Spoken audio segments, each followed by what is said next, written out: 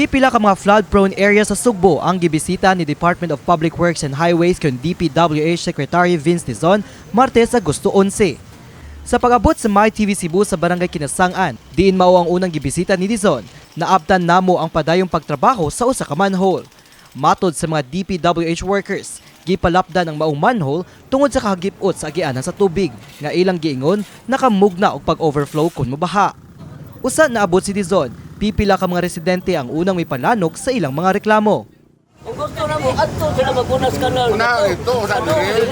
Ano sila nyo ang biyaan dito? Kami nang isipan, dito ko nyo siya. May kanal dito.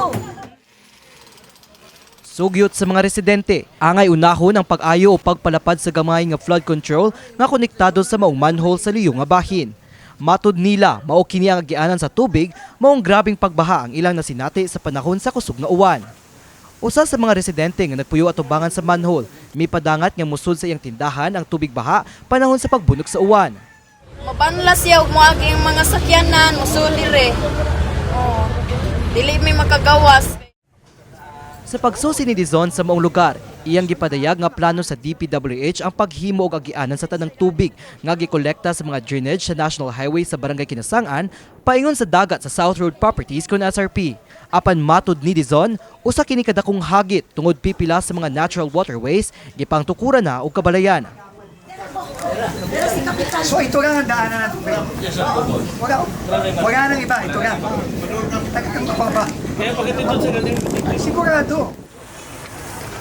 Samtang, ikaduhang gibisita ni Dizon ang flood control project sa Orel Creek sa Barangay Banilad, Mandawi City.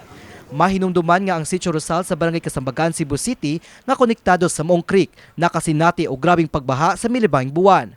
Gitudlo sa mga residente nga ang temporaryong sheet pile sa flood control project sa Orel Creek nakamugna og pagbara sa agianan sa tubig nga miresulta sa pagbaha.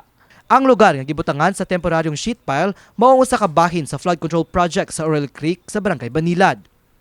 Sa wahing update sa MyTV Cebu, gi-adjust na sa kontraktor ang temporaryong sheet pile sa maong proyekto. Sa pagduaw ni Dizon sa creek, iyang gipadayag nga angay nga makita na ang kahupayan sa baha sa lugar kay natrabaho na sa DPWH ang mga mitigation measures. We should see some relief already. No, kung umulan ulit in the next couple of weeks and months, meron ng konting mitigation dyan sa flood.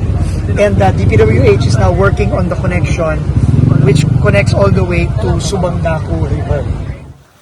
Rolling Hills, so nahuman na ni siya. Kanya kaning yellow, bago rin ni recent nahuman na ni siya. Og July 31st, August 1, na-open na nato. Sa habig sa Mandawi LGU, may padangat si Mayor Jonky Uwano nga gipalapdan nila ang usa ka waterway nga konektado sa Orel Creek. Dugang niya, dili pa siya makasaad nga wala nagwi pagbaha sa lugar, ilabi na kay wala pa nagian pagbalik ug pagkusog nga uwan ang lugar. Tungod niadtong Agosto 1 pa na kumpleto ang pagpalapad sa maong waterway. Pahimang sab ni Wano ngadto sa mga lumulupyo nga dili magpataka og labay sa basura aron dili mabara ang mga waterway sa lugar.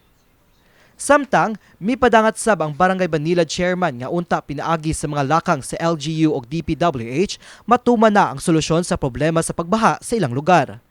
Mudak po din siya pero sa karon tungod ng project sa national o sa local na sulban na natin. Sa pagduaw ni Dizon sa Barangay Banilad, giubanan sab siya ni Cebu Provincial Governor Pamela Baricuatro.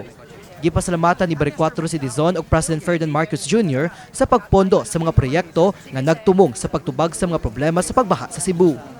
Saturday was it last Saturday or when the flooding happened, and we called you with what's happening here, and you promised to come here and help solve our problem. Gidetalye sab ni Dizon ang uban pa nilang plano aron masulbad ang pagbaha sa Mandawi. Usa niini ang paghimo og flood pumping station ug floodgates sa daan sa AC Cortez nga iyang gilaumang mahimo sa sunod nga tuig. Sa pagkakaron, gilauman ni Dizon nga mapadayon sa DPWH ang pagmonitor sa drainage improvement projects nga matud pa niya gipresentar nila ni Governor Pamela Baricuatro kang President Marcos. Kini si Mark Irmas, alang sa MyTV Cebu.